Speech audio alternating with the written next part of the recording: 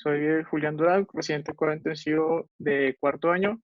Y pues esta es la agenda que tenemos preparado para el día de hoy. Algunas generalidades, indicaciones del manejo de la vía aérea, algunas precauciones con respecto al control de la infección a nosotros como trabajadores. Enfatizar un poco sobre la secuencia rápida de intubación, algunos de los pasos modificando el algoritmo convencional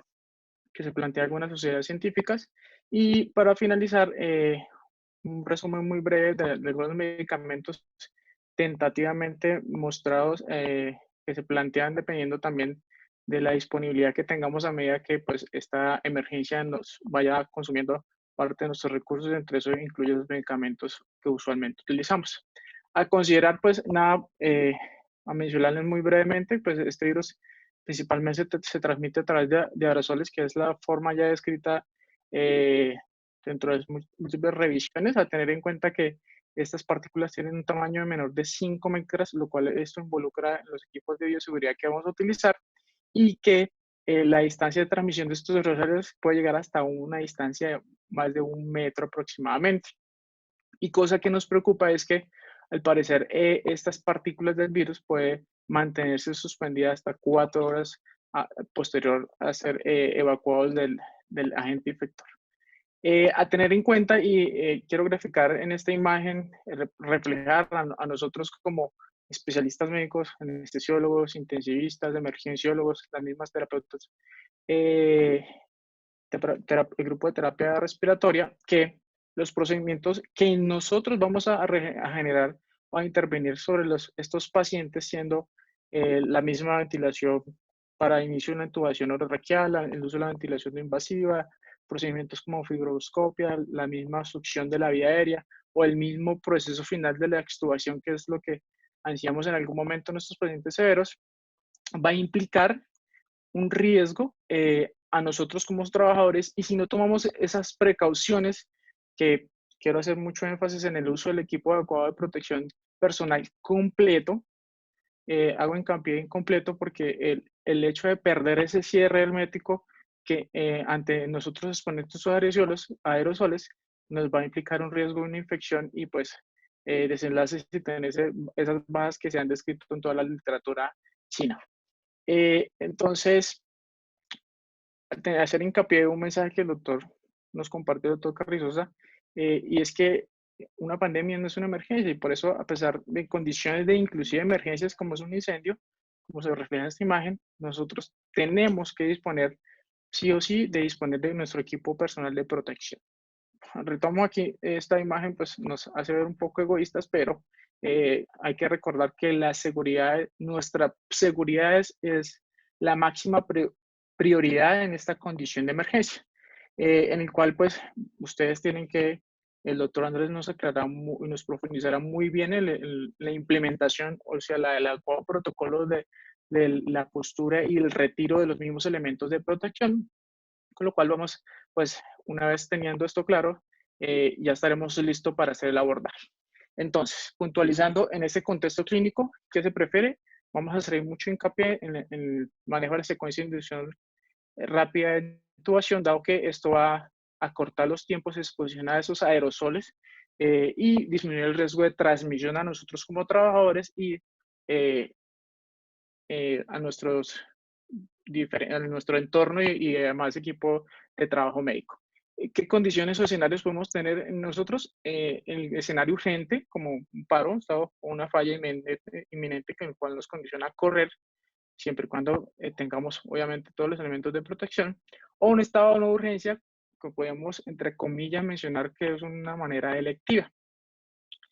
¿Cuál sería el mejor? El mejor escenario sería el escenario de no urgencias, dado que esto nos condiciona un estado eh, de mayor precaución y seguir un escenario de unos pasos que nos permita a nosotros implementar todas las medidas de bioprotección y disminuir el riesgo de infección y no incurrir en ciertos errores que puede aumentar ese riesgo. A tener en cuenta que en este contexto eh, del manejo de la vida aérea en la enfermedad de COVID, el uso de nuestros equipos de protección nos va a implicar un reto clínico en el momento de manejo de la vida aérea, dado que, pues, ya sabemos, hay un mayor aumento del riesgo en una evaluación limitada del manejo de la vía aérea y esto está determinado, pues, obviamente por los posibles elementos de bioprotección que vamos a utilizar sobre el paciente tratando de disminuir los equipos de la transmisión de esos aerosoles o el mismo equipo de bioseguridad que nosotros implementemos nos puede algo de limitar la movilidad, inclusive la visión, por lo cual a tener en cuenta unos puntos y es que dado esta pequeña o esta gran dificultad que se nos va a presentar, se recomienda el manejo de la vida de los pacientes, eh, realizar la intubación del personal o la persona que tenga la más experiencia. Pues la literatura china recomienda ojalá que sean anestesiólogos. eh, en- y obviamente la otra recomendación que se plantea es el uso, el realizar el procedimiento con un asistente o una segunda persona, el cual puede ser desde un médico, terapeuta o hasta el R0 pues que está comenzando por mala suerte. Con respecto a las cosas a tener en cuenta, una vez identificado o determinado quién va a realizar el proceso de la intubación, hay que definir un plan de secuencia de intubación rápida. Y este plan se debe hacer o realizar antes de entrar a la habitación contaminada del paciente en el cual vamos a manejar la vía aérea y es disponer de todos los dispositivos para el manejo de la vía aérea. Eso incluye pues los tubos orotraqueales, los manejos del videolaringoscopio, independiente del que utilicemos o dispongamos en nuestra institución, el tipo anestésico que vamos a utilizar, algunos fármacos vasoactivos en el cual nosotros esperemos que se va a tornar algo inestable o que se encuentre inestable hemodinámicamente, los dispositivos de succión cerrada, la disponibilidad del ventilador, hago hincapié de la disponibilidad inmediata del filtro, ya conectado sobre el sistema del cual vamos a realizar la preoxigenación y establecer qué tipo de monitoreo y un acceso vascular inmediatamente en el momento que accedamos a la habitación o al cubículo del paciente. Otra cosa, ya definido el plan de secuencia de intubación rápida, pues hay que hacer una evaluación de la vía aérea porque acuérdense, pues, a pesar de que es una condición de emergencia, hay que también evaluar y hacer una predicción de una posible vía aérea difícil y de estar preparados tanto para un equipo de manejo de vía aérea difícil, disponiendo de un anestesiólogo, un experto en vía aérea, como los elementos que facilitan el tipo de vía aérea difícil, eso incluyendo la disponibilidad, por ejemplo, de una cricotiroidectomía. Otra cosa a tener en cuenta es que hacemos hincapié que el manejo de la vía aérea va a ser, pero o sea, sí o sí, a menos de que no se disponga con un dispositivo de tipo videolaringoscopia para disminuir o facilitar la intubación y el tiempo de exposición a los posibles aerosoles. Entonces, teniendo claro estos puntos, yo quiero dar la resolución de este tema del manejo de la vía aérea basado en el algoritmo de la Sociedad Colombiana de la Secuencia Rápida de Intubación, en el cual partimos de obviamente la adecuada implementación y disposición de las medidas de bioseguridad o los equipos de protección personal, una adecuada planificación que ya les había mencionado, eso incluye hacer una lista de chequeo y partiendo de la condición clínica, de una condición hemodinámica estable, una condición hemodinámica inestable, ese es el planteamiento, o una condición de cardiopatía, este es el potencial o las condiciones de tratamiento que nosotros podemos utilizar tanto en la parte del pretratamiento como en la inducción como tal, y los posibles relajantes neuromusculares que nosotros podemos disponer. En resumidas cuentas, hacer hincapié en que pues, en condiciones de practicidad vamos a utilizar solo los medicamentos de o pretratamiento, el uso de pieles como el fentanil y la lidocaína como premedicación y la inducción va a ser a resaltar, digamos que de pronto ahorita en este escenario disponemos de todo este arsenal, pero por ejemplo en una condición de inestabilidad, en el momento que se nos llega a acabar o no tengamos uso de letomidato, tratar de utilizar la ketamina, pues da el perfil hemodinámico clínico que refleja en las condiciones de inestabilidad hemodinámica, asociado posiblemente a algo de dosis de sedante como el midazolam, y en el contexto de estabilidad, pues disponer, si se dispone de propofol hasta el momento y una vez acotadas esas medidas, también tratar de utilizar las otras como el midazolam y la ketamina, de pronto dada la situación y lo que se prevé, vamos a terminar disponiendo solamente de estos dos medicamentos. Y dentro del grupo de relajantes musculares a tener en cuenta pues la succincolina y el rocuranio, individualizando obviamente las posibles contraindicaciones de alguno de estos medicamentos.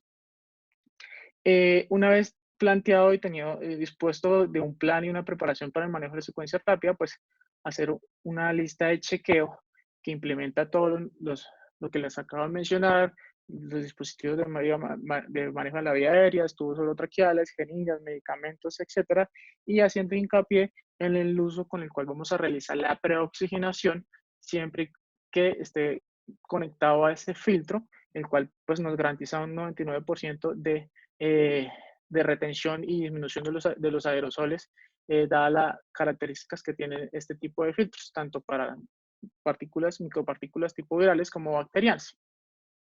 Una vez eso, pues hacer nuevamente hincapié en mantener un protocolo con una lista de chequeo de todo, de todo lo que acabamos de plantear, dado que pues una vez entremos a la habitación y entremos en contacto, tratar de entorpecer el proceso, retrasarlo y pues implicar nuevamente exponernos al ambiente no contaminado y aumentar el riesgo de transmisión. Entonces, una vez planteado y continuando con el algoritmo, teniendo ya la lista de chequeo, iniciaríamos el proceso de preoxigenación, en cual se recomienda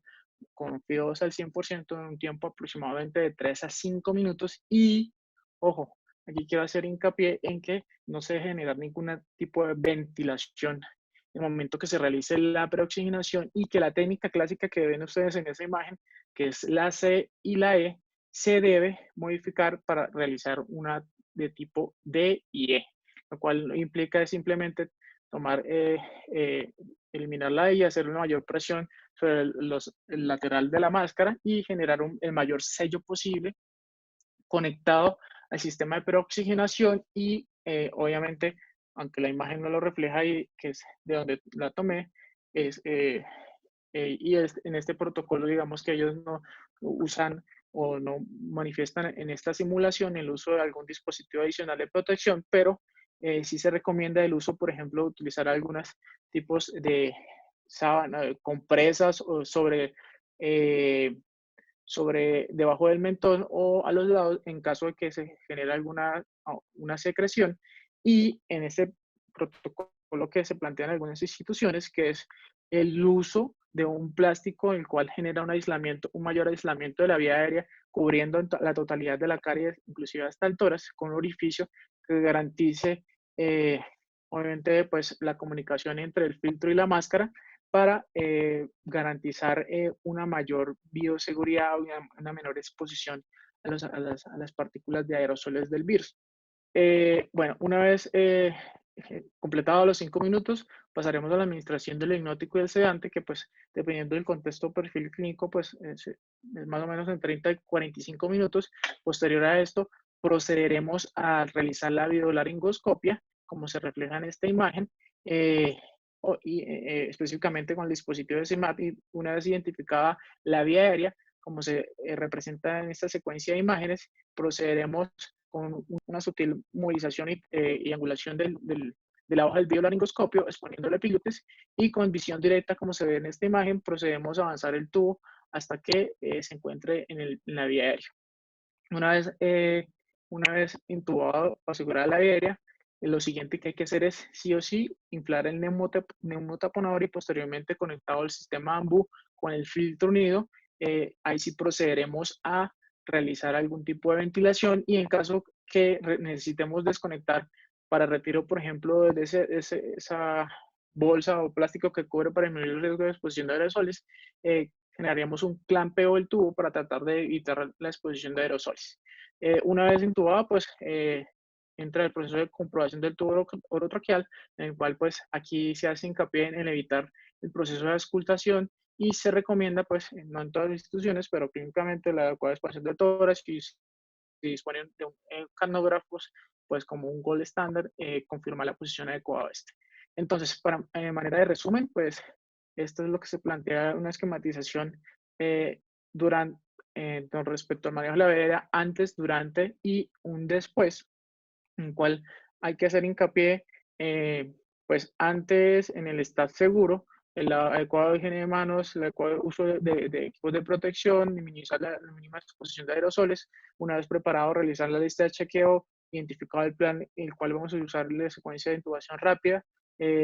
proporcionar el filtro con respecto al manejo de la vía aérea una vez entubado y usar los dispositivos de biolaringoscopia para cortar el tiempo de exposición en la secuencia rápida de intubación. Durante el proceso a tener en cuenta una adecuada comunicación con el ayudante o el grupo de manejo que estemos tratando, evitar lo más posible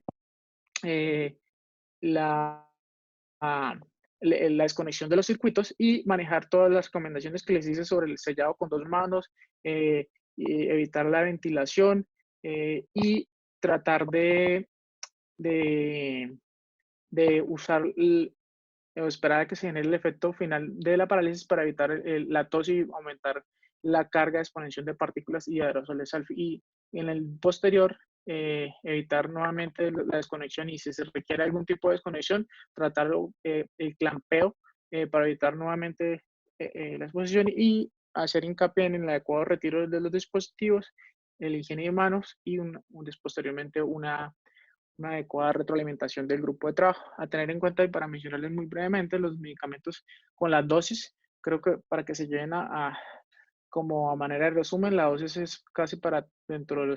el uso de la lidocaína, el fentanil, el propofol, ketamina, y entre las otras condiciones de relajante como el rocuronio y la succinilcolina, 1 mg/kg. Hay que individualizar en algunos casos, el cual puede ser un poco más susceptibles a estas dosis, pero para tener en cuenta, la dosis es aproximadamente tanto el contexto de sedantes, relajantes y hipnóticos de 1 mg/kg con respecto a estas recomendaciones.